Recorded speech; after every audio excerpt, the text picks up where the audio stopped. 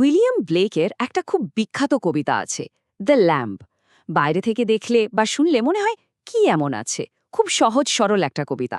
কিন্তু এর ভেতরে যে কত গভীর মানে লুকিয়ে আছে সেটা জানলে অবাক হতে হয়। চলুন আজ আমরা সেই রহস্যটাই একটু উন্মোচন করার চেষ্টা করি। কবিতাটা শুরুই হচ্ছে একটা খুব সরল নিষ্পাপ প্রশ্ন দিয়ে, little lamb who made the, মানে ছোট্ট মেষা শাবক, তোমায় কে বানিয়েছে। শুনতে খুব সাধারণ লাগলেও বিশ্বাস করুন, এই একটা লাইনের মধ্যে কিন্তু পুরো কবিতার মূল দর্শনটা লুকিয়ে আছে। তো কবিতার প্রথম যে অংশটা, মানে প্রথম স্তবক, সেটা পুরোটাই এই প্রশ্নগুলো নিয়েই। এখানে বক্তা একজন শিশু, আর সে একটা মেষ শাবকের সাথে কথা বলছে, ওকে একের পর এক সহজ সুন্দর প্রশ্ন করে চলেছে। যেমন একটা লাইনে শিশুটা জিজ্ঞেস করছে, কে তোমায় দিয়েছে আনন্দময় পোশাক। ভাবুন তো, আনন্দময় পোশাক বলতে এখানে কি বোঝানো হচ্ছে? ঠিকই ধরেছেন, এটা আর কিছুই না, মেষ শাবকের ওই নরম তুলতুলে সাদা পশম। কি সুন্দর একটা উপমা, তাই না? বিশুদ্ধতা আর কোমলতার এক দারুণ প্রতীক। মানে প্রথম স্তবকটা যদি আমরা দেখি, এর মূল সুরটাই হল শিশুর বিস্ময়। ও অবাক হয়ে ভাবছে, এই যে মেষশাবকটা, একে জীবনটা দিল কে? এর গায়ের এই নরম পশম বা ওর যে মিষ্টি ডাক, যেটা শুনলে চারপাশের উপত্যকাটা আনন্দে ভরে যায়, এই সব কিছু এলো কোথা থেকে? কে এর স্রষ্টা? আচ্ছা, কবিতাটার আরও গভীরে ঢোকার আগে এর পেছনের কিছু কথা জেনে নিলে কেমন হয়? চলুন কবি উইলিয়াম ব্লেক আর এই কবিতার প্রেক্ষাপটটা এক ঝলকে দেখে নিই।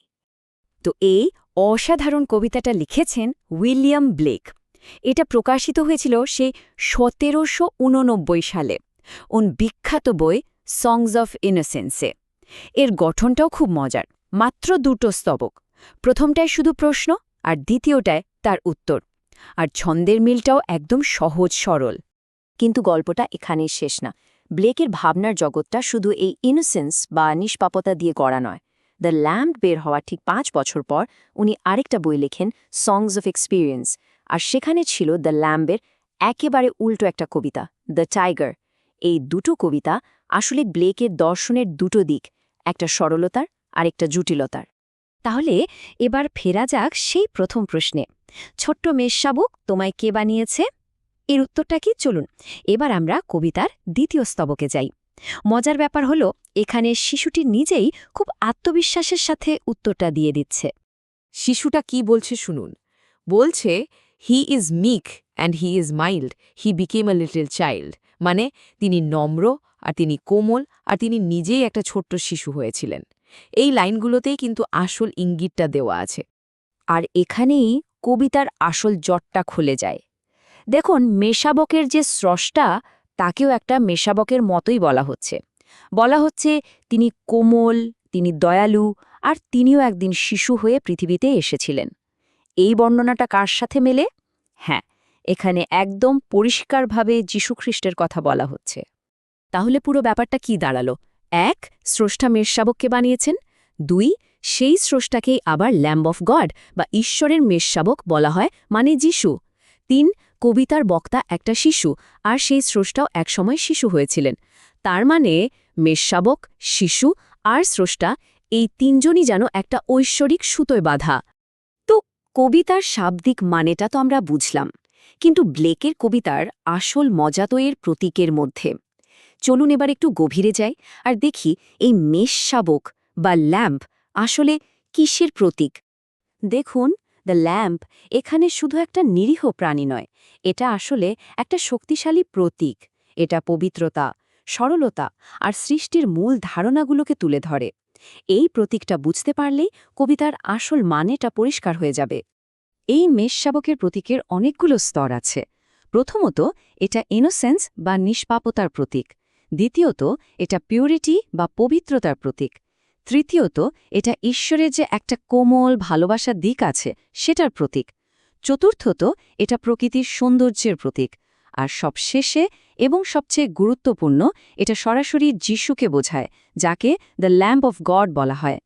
এই সব প্রতীকগুলো একসাথে মিলে আমাদের ব্লেকের একটা খুব বড় ধারণার কাছে নিয়ে আসে, আর সেটা হলো ইনোসেন্সের জগৎ, মানে নিষ্পাপতার এক পৃথিবী।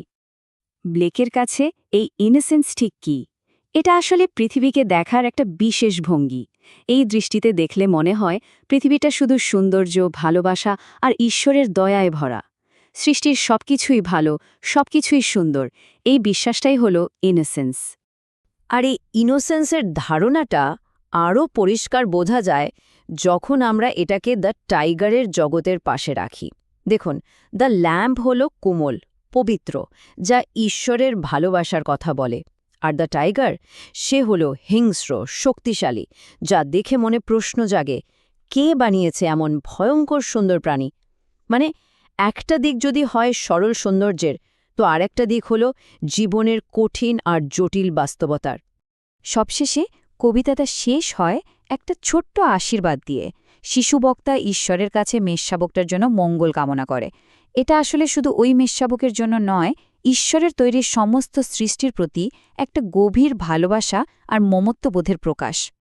আর কবিতাটা এখানেই আমাদের জন্য একটা বড় প্রশ্ন রেখে যায়।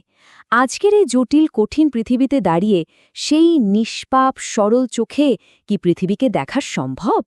ইনোসেন্সের সেই দৃষ্টি কি আমরা ফিরে পেতে পারি? ব্যাপারটা কিন্তু ভাবার মতো, তাই না?